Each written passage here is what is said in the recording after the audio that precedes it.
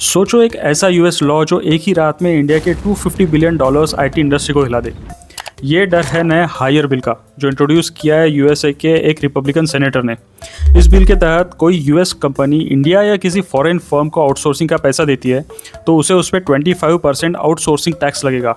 और शॉकर तो ये है कि ये एक्सपेंस अब बिजनेस कॉस्ट के तौर पे डिडक्ट भी नहीं होगा। ये सारा पैसा जाएगा एक नए डोमेस्टिक वर्कफोर्स फंड में जिसे यूज़ किया जाएगा यूएस वर्कर्स को ट्रेन करने के लिए। और ये इंडिया के लिए प्रॉब्लमेटिक हो सकता है। TCS, Infosys, Wipro, HCL, Tech Mahindra, इन सबका 50 से 65% रेवेन्यू यूएस क्लाइंट से आता है। और फॉर्चून 500 कंपनीज के बैक ऑफिस से लेके क्लाउड और सॉफ्टवेयर सर्विस तक इंडियन आईटी उनकी बैकबोन बन चुकी है। अगर ये बिल पास होता है तो यूएस कंपनीज को कॉन्ट्रैक्ट कट करनी होगी, नए डील्स मुश्किल होगी और कॉस्ट बढ़ने का प्रेशर क्लाइंट्स या कंज्यूमर पे आएगा। मतलब इंडियन आईटी के मार्जिन्स स्क्वीज होंगे, हायरिंग स्लो होगी और फ्रेशर्स के लिए जॉब्स भी कम मिलेंगी। अब सवाल ये है कि क्या यूएस सच में ये जॉब्स वापस उनकी कंट्री में ला सकता है? इंडिया में एक स्किल्ड इंजीनियर का कॉस्ट होता है लगभग $20,000 पर ईयर, जबकि यूएस में वही कॉस्ट $80,000 मतलब 4 टाइम्स ज़्यादा होता है।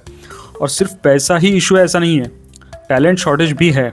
रिपोर्ट्स कहते हैं कि यूएस में सिर्फ 20 to 30% high school graduates maths और साइंस के लिए रेडी होते हैं। बाय 2026 यूएस को 5.4 मिलियन सॉफ्टवेयर डेवलपर्स की शॉर्टेज फेस करनी होगी। इतना शॉर्टेज है इसलिए 2022 में यूएसए के 73% H1B वीज़ाज इंडियंस को मिले थे।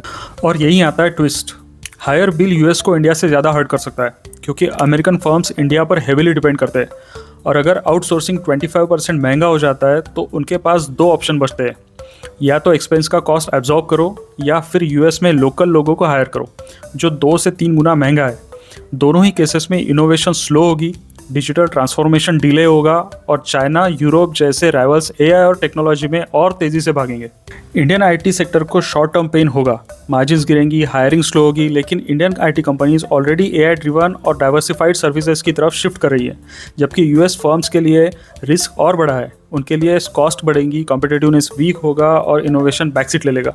तो सवाल ये है, ये बिल सच में लॉ बनेगा या सिर्फ पॉलिटिकल ड्रामा ही है? जो भी हो, एक बात तो क्लियर है, आउटसोर्सिंग को पनिश करना अमेरिका को इंडिया से ज़्यादा महंगा पड़ सकता है।